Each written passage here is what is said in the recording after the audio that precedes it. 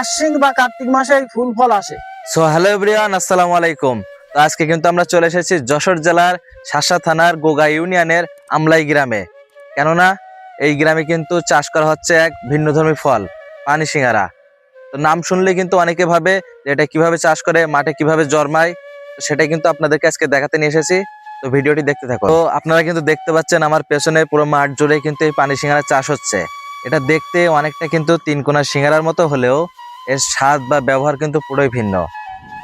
তো আমার পেছনে কিন্তু দেখতে পাচ্ছেন সরাসরি ভাইরা এখানে পানি সিঙ্গারা তুলছে, একেবারে তাজা ফ্রেশ।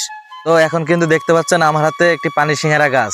গাছটা দেখতে অনেকটা ঝোপঝাড়ের মতো হলেও ঠিক এর পেছনেই কিন্তু লুকিয়ে থাকে এই সেই পানি সিঙ্গারা, যেটা কিন্তু অনেকটা শক্ত, তারপরে অনেকটা তাজা, এমনকি বেশ আকর্ষণীয়। কিন্তু এই ফলগুলো দেখতে কিন্তু অনেকটা লাল বর্ণের, এমনকি বেশ আকর্ষণীয়, কিন্তু এর ভেতরে কিন্তু থাকে সাদা সে শ্বাস অংশটি, যেটা খেতেও কিন্তু অনেকটা সুস্বাদু।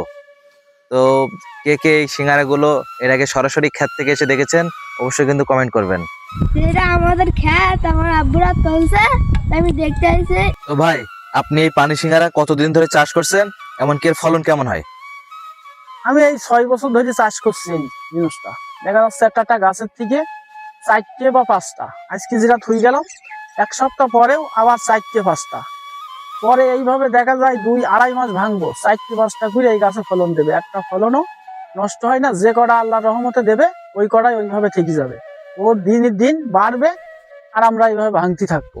তো এই পানি সিঙ্গারা যদি দূর থেকে কেউ নিতে চায় বা কেউ যদি পাইকারি নিতে চায়, তাহলে কি আপনার সাথে যোগাযোগ করলে পারবে? হ্যাঁ, সেটা সকালে আমাদের রাতি বলিতে হবে, আমরা সকালে তুলি তাকে দিয়ে দেবো। যে কমন বলবে ভোরে রাত্রি এসে তুলি দেবো।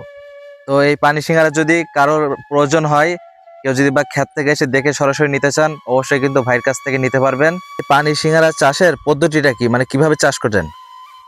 ভাই, এই যখন আমরা এটা পুঁতি, তখন এই ভুঁইটি ধান চাষ করার পরে সেখান থেকে চারা আসে। এই চারাটা নিয়ে আমরা পুকুরের ভিতরে ডুবাই রাখি।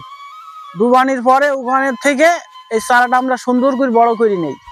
বড় করার পরে মাঠের জমিতে ধান কেটে চাষ করার পরে আমরা 2 হাত মতো লম্বা করে এখানে পুঁতি, 4 হাত অন্তর।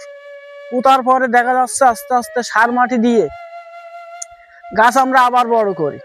আশ্বিন বা কার্তিক মাসে এই ফুল ফল আসে। আসার পরে আমরা এইভাবে তুলতে পৌষ মাসের 15 পর্যন্ত তুলবো।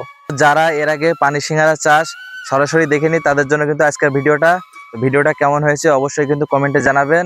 তো আসলে কিন্তু সরাসরি কাছ থেকে এরকম পানি সিঙ্গারা চাষ বা তাদের ফল তোলা দেখতে কিন্তু অবশ্যই ভালো লাগে।